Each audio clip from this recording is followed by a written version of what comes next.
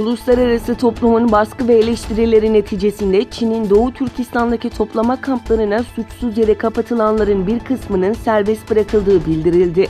Bölgeden gelen son bilgilere göre toplama kampındaki insanların bir kısmının sözde eğitimi tamamladığı yalanıyla serbest bırakıldığı, ancak serbest bırakıldığı iddia edilen insanların Çinli yetkililer tarafından belirlenen fabrika ve iş yerlerinde 7/24 gözetim altında tutularak zorla çalıştırıldığı, haftada 2 gün özel izniyle ailesine gidebileceği belirtildi. Doğu Türkistan'da kapsamlı bir şekilde kültür katliamı gerçekleştirmekte olan Çin yönetimi din düşmanlığını da en üst seviyeye taşıyarak İslam'a ait her şeyi yasaklamaya devam ediyor.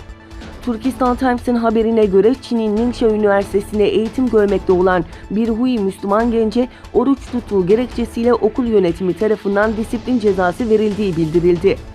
Okul koridorunda bulunan bildiri paneline asılmış kınama disiplin cezası metninde Hali isimli öğrencinin kaldığı yurtta yasa dışı dini faaliyetlerle ilgilenerek oruç yasağını ihlal ettiği için şahsını cezalandırmak, diğer öğrencileri ise uyarmak amaçlı kınama disiplin cezası verildiği yer alıyor.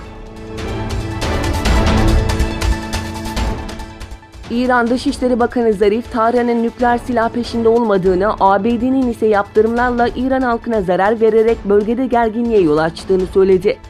ABD Başkanı Trump, Japonya ziyareti sırasında Başbakan Shinzo Abe ile İran konusunu da ele aldıklarını belirterek, "İran'dan birçok insan tanıyorum. Bunlar harika insanlar. İran'ın aynı liderlikle harika bir ülke olma şansı var. Rejim değişikliği aramıyoruz. Nükleer silah istemiyoruz. Sadece bunu açıklığa kavuşturmak istiyorum" açıklamasına bulunmuştu. İran ile ABD arasındaki nükleer gerginlik sonrası çıkabilecek savaşın maliyet hesapları yapılmaya başlandı. ABD ve Rus askeri kaynaklara göre ABD'nin İran'daki savaşı kazanması için yaklaşık 4 trilyon dolar harcaması ve 300 binden fazla asker kullanması gerekebilir.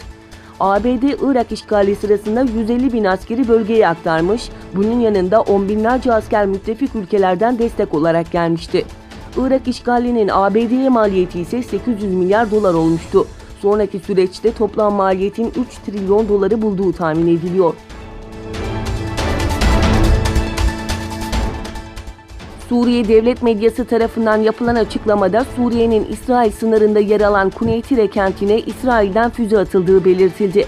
Suriye resmi haber ajansı SANA, İsrail'den Suriye'nin Kuneytire kentine füze fırlatıldığını duyurdu.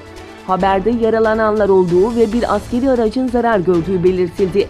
İsrail ordusundan yapılan açıklamada Suriye'ye hava saldırısı yapıldığı doğrulandı.